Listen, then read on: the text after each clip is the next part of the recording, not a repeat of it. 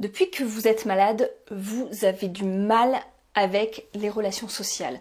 Vous ne supportez plus personne, vous avez tendance à vous mettre en colère, à être agressé par les autres, à devenir agressif même sans en avoir conscience, c'est le retour qu'on vous en fait. Et vous êtes un petit peu déstabilisé parce que vous avez l'impression que vous n'êtes plus la même personne qu'avant la maladie, que vous avez même changé de personnalité. Vous étiez peut-être quelqu'un de calme et de doux et aujourd'hui vous êtes quelqu'un d'agressif, toujours en colère, toujours énervé. Et ça vous fait culpabiliser peut-être au plus haut point. Aujourd'hui dans cette vidéo, je vous explique ce qui se passe et pourquoi vous vous sentez comme ça. Et surtout, je vous donne quelques pistes pour mieux vivre la situation.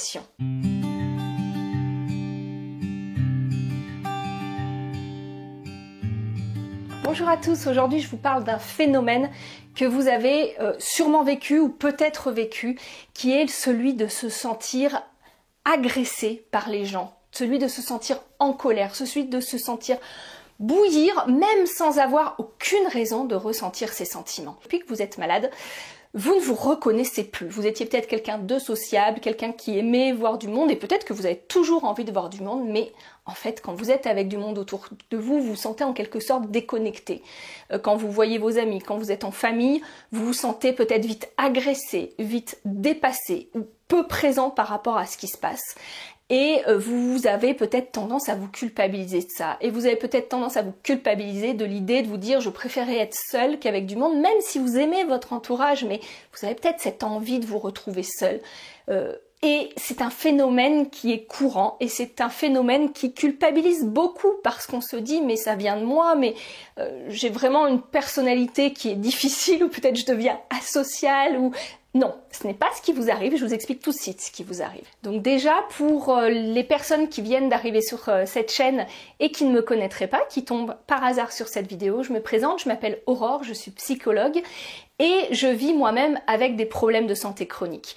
Dans cette chaîne YouTube Glyph Factory, l'objectif c'est de vous aider à mieux comprendre ce que vous vivez pour vous ôter cette culpabilité que vous vous mettez peut-être par rapport au comportement, par rapport aux émotions, par rapport aux difficultés que vous rencontrez à vivre avec des troubles de santé chroniques. Donc pour les nouveaux arrivants, rapidement, vous pouvez aller voir dans la barre de description, je vous le mettrai peut-être ici aussi. J'ai également un site. Revenons-en au sujet après cette petite instant présentation. Donc aujourd'hui, je vais vous parler plus précisément de ce qui est la colère, ce qui est l'agressivité, ce qui est ce sentiment qu'on ressent face aux autres où on va devenir vraiment très irritable. Donc la colère, initialement, c'est une émotion, c'est une de nos émotions qui est très saine, qui est là pour nous protéger. C'est une émotion qui est là pour nous protéger de l'intrusion, qui est là pour repousser quelque chose qui serait dangereux, que ce soit perçu comme dangereux ou que ce soit réellement dangereux, par rapport à l'interaction que vous pouvez avoir avec une personne.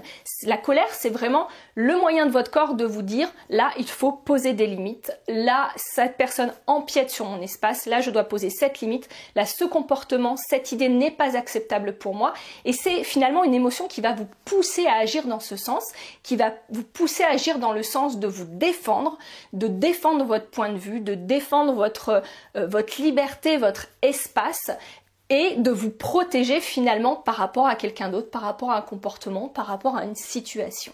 Donc c'est une émotion qui est très saine, sauf que quand on est malade, quelquefois on ressent cette émotion sans qu'il n'y ait dans notre environnement ou sans que la personne en face de nous à aucun moment ne soit dans une menace par son discours ou son comportement. Et c'est là où en général on se culpabilise parce qu'on ne comprend pas cette émotion, elle n'a pas lieu d'être.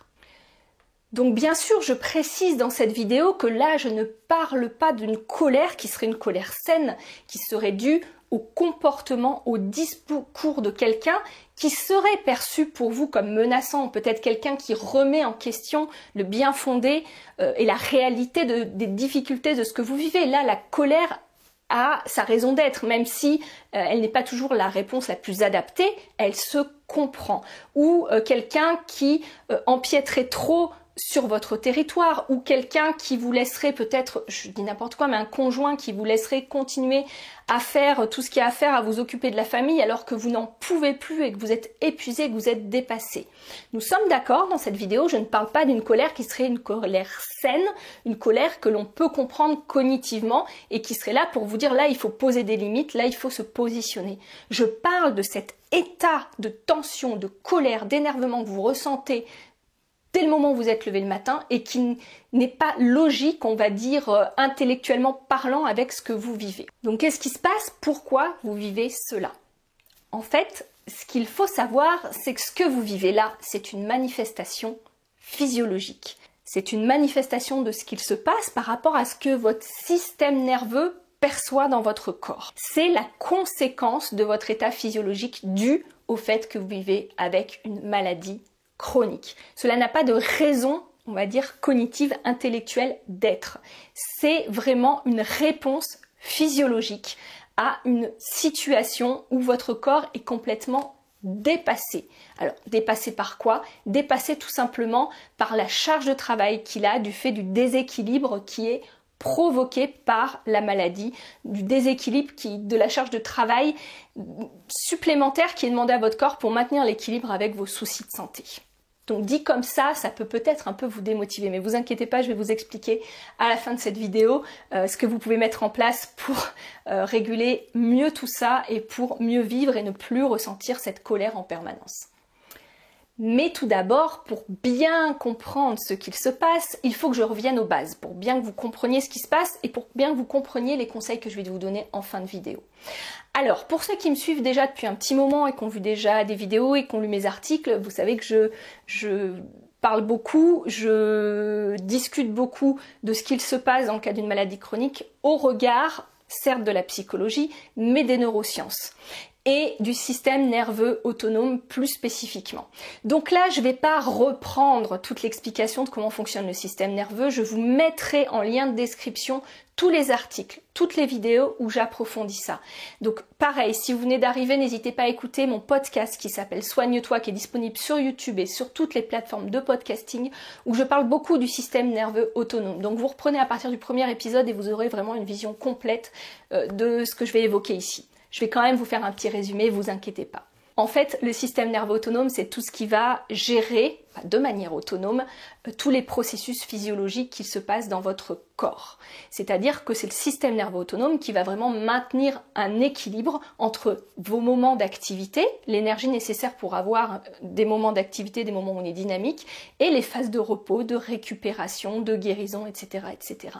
C'est vraiment grâce à votre système nerveux autonome qui pilote et qui commande tout de manière automatique que vous pouvez mener à bien votre journée. Alors, on est d'accord, quand on est malade, c'est toujours un petit peu compliqué. Et pourquoi c'est compliqué? Parce que justement, le système nerveux autonome, il a été montré qu'il était, on va dire, dérégulé, qu'il avait des réponses qui n'étaient plus forcément adaptées à la situation du simple fait que vous êtes malade et des changements que cela provoque. Pareil, je vous mettrai tout en lien de description si vous voulez avoir plus d'infos là-dessus. Il est possible que vous ayez entendu parler de ce système nerveux autonome, du système de la branche sympathique et de la branche parasympathique. En général, on a dû vous expliquer, peut-être à l'école, ou c'est toujours enseigné d'ailleurs, que le système nerveux sympathique, ça va être ce qui va vous permettre de vous mobiliser, d'être actif, voilà, c'est ce qui va vous mobiliser l'énergie avec ce qu'on appelle la réponse fight and flight, fuite et lutte quand vous êtes face à une situation difficile. Et on vous aura parlé du système nerveux parasympathique qui va vous permettre de vous calmer, de vous reposer, d'être plus zen, etc., etc., de guérir, de récupérer. En général, on présente les choses de cette manière, avec ces deux systèmes. Alors, ce n'est pas faux, on a bien ces deux systèmes, sauf que ce qu'on ne précise pas, c'est que ce système nerveux, il n'est pas binaire comme on nous dit, sympathique, parasympathique. C'est que déjà ce système nerveux, il n'est pas composé de deux branches. Alors j'espère que vous me suivez, hein, c'est un peu... mais il faut vraiment que je vous explique tout ça pour bien que vous compreniez ce que je vais vous dire après. Il n'est pas donc fait de ces deux branches, mais de 3 branches, puisqu'en fait, ce système nerveux parasympathique, il va se découper en 2 branches. Et pourquoi c'est important? C'est que dans ces 2 branches, il y a une branche qui va être une branche qui va soutenir la santé, qui va soutenir la guérison, qui va soutenir la croissance, et il y a une branche qui est beaucoup plus ancienne et qui va vraiment être une branche qui va s'activer en cas de défense, en cas de stress, comme pour le système nerveux sympathique. Pour plus de détails là-dessus, donc je vous mets une vidéo là-dessus, sur le nerf vague, qui va vous expliquer comment ça fonctionne et pourquoi c'est extrêmement important pour votre santé. Et là, je reviens à ma colère, et là, je reviens à mon sentiment d'avoir envie d'être seule ou d'être agressée par les autres. Qu'est-ce qu'il se passe? Eh bien, tout simplement, quand je vous parlais de ces 2 branches du système nerveux parasympathique, là, je me réfère aux travaux, pour ceux qui connaissent, de Stéphane Porges de la théorie polyvagale.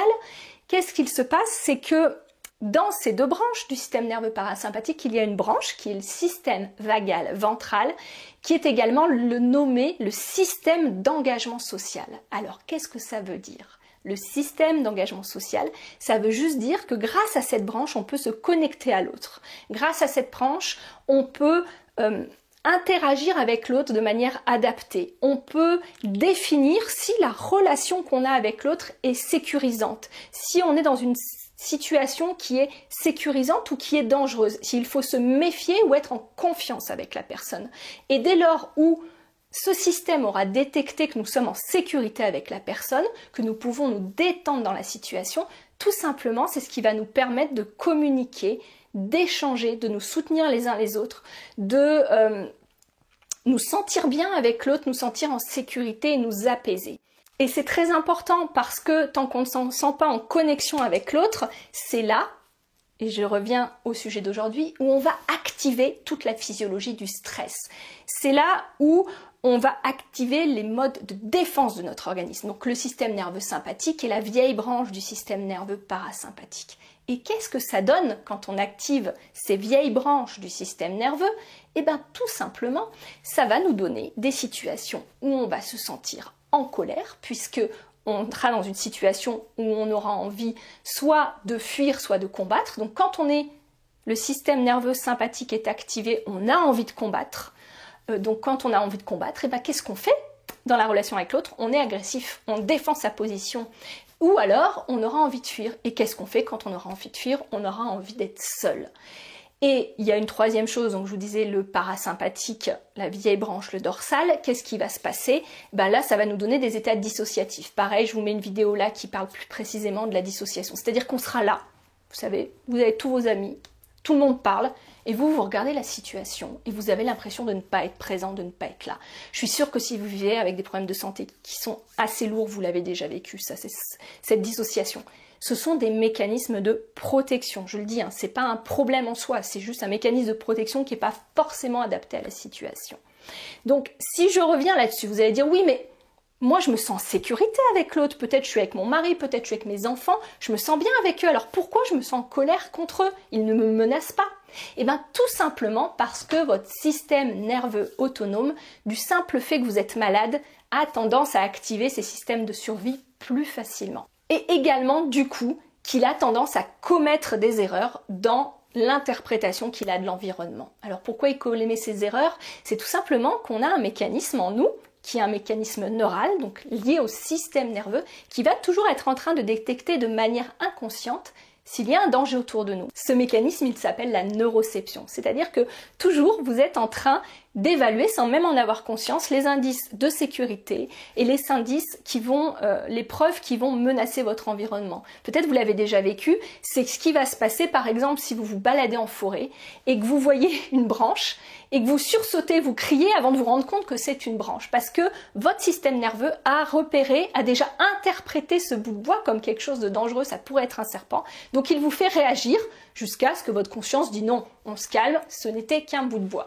Et bien là, c'est la même chose, c'est-à-dire que votre système nerveux, il va se sentir en danger du fait qu'il y ait du monde autour de lui et il va activer cette physiologie du stress. Donc deux possibilités, soit elle est déjà active parce que vous êtes malade et parce que les symptômes sont tellement difficiles que vous êtes déjà au-dessus de vos capacités à gérer les relations sociales et que votre système d'engagement social est déjà désactivé, Soit, deuxième chose, par rapport à tout ce que vous avez vécu dans le passé, vous savez, toutes nos expériences s'encodent. Elles s'encodent dans le cerveau, elles s'encodent dans ce qu'on appelle l'hippocampe, et avec une autre partie de notre cerveau qui s'appelle l'amygdale, pareil, je vous mets une vidéo qui en parle, on va encoder ce qui est sûr et ce qui peut être dangereux. Et peut-être, ça fait longtemps que vous vivez avec une maladie chronique, et peut-être vous en avez plein d'expériences où le fait d'être avec d'autres personnes, ça a dépassé vos capacités. C'est-à-dire qu'une fois que vous aviez fini ce repas, une fois que vous aviez fini de faire cette sortie, vous êtes craché, c'est-à-dire que vous étiez épuisé, que vous avez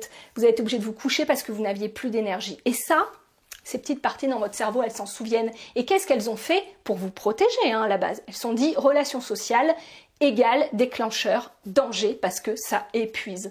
Et du coup, dès que vous allez être en contact avec les autres, vous allez avoir cette expérience qui va se réactiver sans que vous en ayez conscience, et du coup, votre physiologie va se sentir en danger. Donc il y a ces deux mécanismes-là. Le fait d'être déjà aussi en dépassement de capacité, et puis cette neuroception qui fait que peut-être vous avez encodé ça comme dangereux. Donc voilà pour ce qui se passe réellement dans votre corps. Donc vous voyez, aujourd'hui, ce que j'avais envie de vous dire, c'est que ça n'a rien à voir avec votre personnalité. Ce n'est pas votre personnalité, c'est votre physiologie qui vous fait ressentir ça. Donc ne vous culpabilisez pas. Ce n'est pas de votre faute. Vous n'y êtes pour rien. C'est un mécanisme automatique, c'est un mécanisme inconscient. Donc vous allez vous dire, c'est bien gentil, mais finalement, si c'est automatique et si c'est inconscient, je peux rien y faire, donc comment je fais?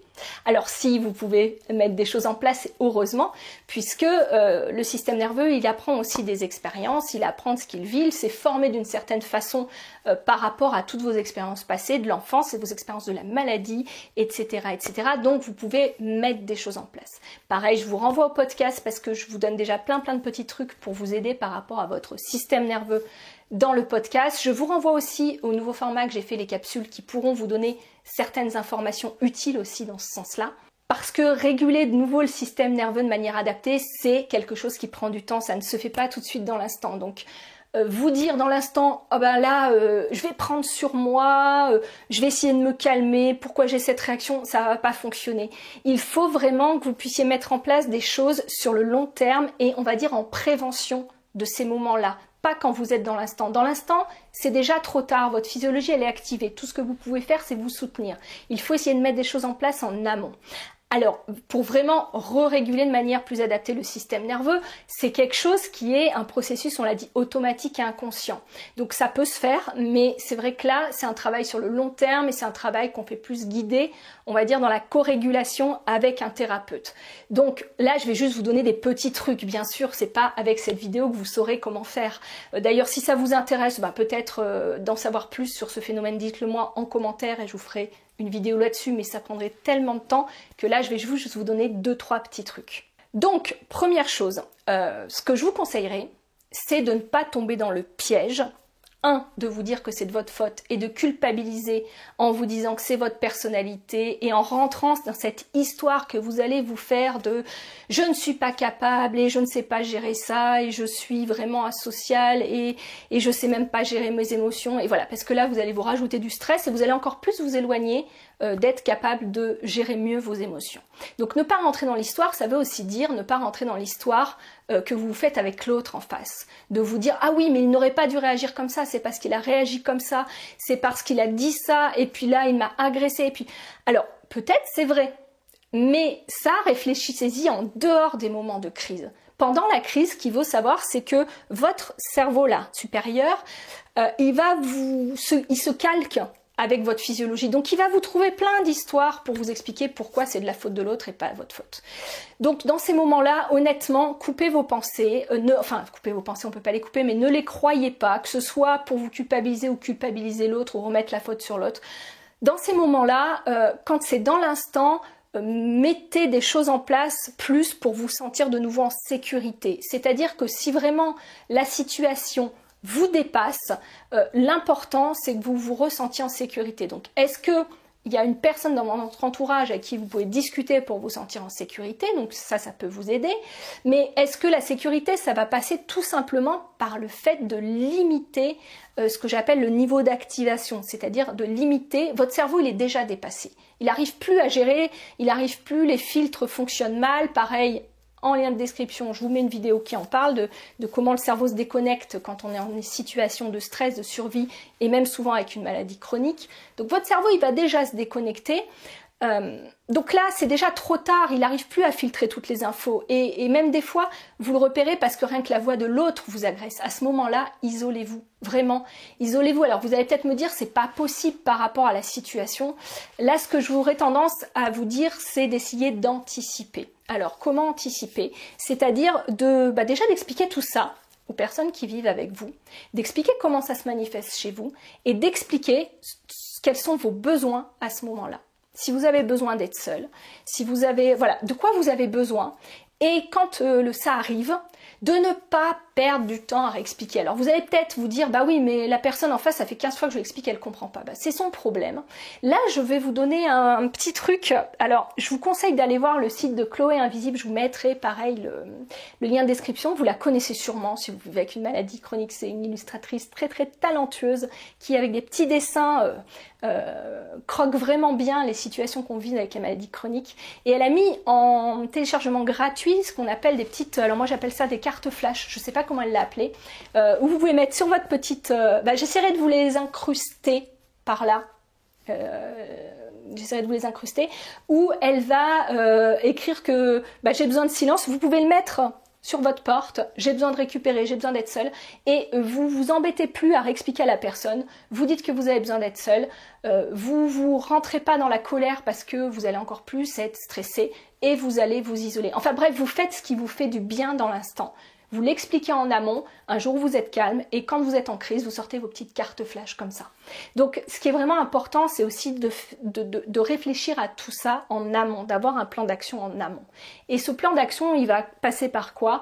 Il va passer par le fait de mieux vous connaître vos besoins, de mieux connaître vos limites, de mieux connaître vos envies, et de mieux connaître aussi votre physiologie, vos ressentis corporels. C'est-à-dire de porter attention à ce qu'il se passe quand vous commencez à vous sentir dépassé. C'est-à-dire que, je vous ai dit, la neuroception, c'est quelque chose de complètement inconscient. Mais ce qui est intéressant, c'est de pouvoir relier ça, justement, c'est un peu le principe de la pleine conscience, mais de pouvoir identifier les signes précurseurs, de pouvoir porter attention à votre corps dans ces moments-là. Qu'est-ce qu'il se passe? Comment vous avez senti arriver justement cette colère? Est-ce que juste avant que vous ayez cet accès de colère, vous avez par exemple, quelquefois, vous pouvez peut-être avoir eu plus de mal avec le bruit, c'est-à-dire que le bruit vous agressait, ou peut-être les odeurs, peut-être que vous sortiez plus fort les odeurs. Ça, c'est un signe, toutes ces hypersensibilités sensorielles, ça va être le signe que votre cerveau, il commence à être dépassé, il commence à activer les systèmes de survie, il n'arrive plus à faire son travail de filtre. Et je sais que l'hypersensibilité sensorielle, pareil, j'ai fait un article dessus, allez le voir, parce que ça se regroupe avec l'hypersensibilité émotionnelle, vous comprendrez un peu ce qui se passe dans votre cerveau. Cette hypersensibilité sensorielle, c'est aussi un signe. Donc quand vous sentez que ça devient compliqué aussi de suivre une conversation, vous comprenez moins ce qu'on dit, ou que le bruit de fond devient compliqué avec le bruit de la voix, c'est un signe que vous commencez à dépasser vraiment vos capacités, ce que j'appelle votre fenêtre de tolérance, et que vous risquez d'avoir des réactions émotionnelles qui vont plus être très adaptées, en tout cas que vous ne pourrez plus contrôler parce que vous dépassez vos capacités. Donc portez bien attention à tous ces petits signes. Certaines personnes, ça va être des petits tremblements. Certaines personnes, ça va être le cœur qui s'emballe plus vite. Ça peut être très très différent en fonction de chacun. Je vous donne là 2-3 petites choses qui me viennent, mais les signes avant-coureurs peuvent être très différents. Certaines personnes, ils vont se sentir un petit peu comprimés ici, ou on va être un petit peu plus comme ça, un petit peu plus tendu. Enfin, portez attention à votre physiologie, parce qu'en portant attention, ça vous donnera l'indication des moments où vous avez besoin d'aller vous prendre une pause, d'aller vous prendre un moment, d'aller faire ce que j'appelle du resourcing, c'est-à-dire d'aller prendre un moment pour vous pour abaisser la charge de votre système nerveux. Donc, pour vraiment les trucs et astuces, je vous renvoie au podcast Soigne-toi, parce que j'en parle beaucoup du resourcing, du comment se sentir en sécurité, de l'importance de comment fonctionne le système nerveux. Donc vous saurez un petit peu plus comment mettre des choses un peu plus pratiques en place, parce que là, cette vidéo est déjà un petit peu longue, et même si je l'ai chapitrée pour que ce soit plus simple, c'est quand même, je vous donne vraiment beaucoup d'informations. Donc allez voir tout ça. L'idée c'est vraiment de pouvoir mieux vous connaître, mieux connaître vos sensations physiologiques, mieux percevoir quand vous passez à cet état où vous êtes dépassé et du coup de pouvoir mettre en place à côté de ça des activités, soit des activités où vous vous reposez, soit des activités on va dire de ressourcing où vous vous ressourcez, où vous vous isolez un petit peu, où vous vous concentrez sur quelque chose qui vous fait du bien pour abaisser la charge de votre système nerveux et pour ne pas rentrer dans ce cercle vicieux de la colère qui s'auto-entretient. Surtout ce que je voudrais que vous reteniez de cette vidéo, c'est que ce n'est pas lié à vous, ce n'est pas lié à votre personnalité, ce n'est pas lié spécifiquement en tant que tel à la maladie, mais c'est une conséquence de la charge que fait peser la maladie sur votre système nerveux. Donc quand vous réussirez à mettre des choses en place pour avoir un petit peu plus d'espace en vous, ce phénomène-là va de lui-même se stopper. Donc ne vous culpabilisez pas de ce phénomène-là, mais essayez de mettre des choses en place pour justement faire plus d'espace en vous. Voilà, j'ai été très rapide dans mes conseils, mais n'hésitez pas, comme je vous le dis, d'aller voir toutes les ressources que je vais vous mettre en dessous parce que vous pourrez aller fouiller un peu plus en détail. Je vous dis de bien prendre soin de vous. Surtout si cette vidéo vous a été utile, n'hésitez pas à la partager, n'hésitez pas à mettre des petits j'aime tout simplement parce que, ou à la commenter, parce que ça va permettre de mieux la référencer sur YouTube et du coup de mieux faire connaître ce contenu s'il peut aider d'autres personnes. N'hésitez pas aussi à me dire s'il y a des sujets particuliers ou des choses que j'ai dit aujourd'hui que vous souhaiteriez que je développe plus, parce que là j'ai essayé de faire une vidéo un petit peu complète et du coup je vous ai parlé de plein de concepts. Je vous dis à très bientôt, prenez bien soin de vous et je vous retrouve bientôt pour une autre vidéo. Au revoir.